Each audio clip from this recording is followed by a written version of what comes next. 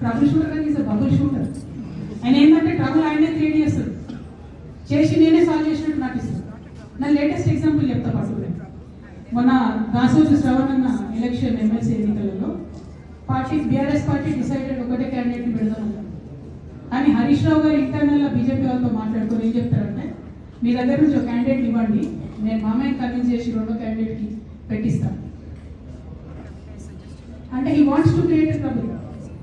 ఈ క్రైసిస్లో ఆల్రెడీ మన పార్టీలోకి వెళ్ళి 10 మంది ఎమ్మెల్యేలు వెళ్ళిపోయినాక, 38 మందిలో 10 మంది పోయినాక ఇంకో సెకండ్ క్యాండిడేట్ పెడితే ఎంత కన్ఫ్యూజన్ అవుతుంది, ఎవరెవరు ఎట్టి ఓట్లు వేస్తారు. అంటే హార్స్ ట్రేడింగ్కి ఈయన ట్రబుల్ షూటర్ గారు ట్రబుల్ ఓపెన్ చేస్తారన్నమాట.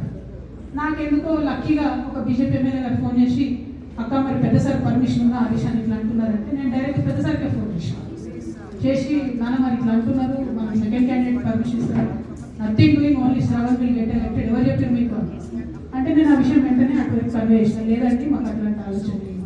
ఎందుకు ఈ రీసెంట్ ఎగ్జాంపుల్ చెప్తున్నాయి ఇవాళ అంటే, హరీష్ రావు గారు ట్రబుల్ క్రియేట్ చేసి ట్రబుల్ని మాఫీ చేసినట్టు ప్రయత్నం చేస్తారు. బీఆర్ఎస్ కార్యకర్తలందరికీ నేను నా తమ్ముళ్ళకి రిక్వెస్ట్ చేసి చెప్తున్నాను, మా చెల్లెలకు రిక్వెస్ట్ చేసి చెప్తున్నాను, మీకు పెద్ద స్థాయిలో జరిగే అన్ని విషయాలు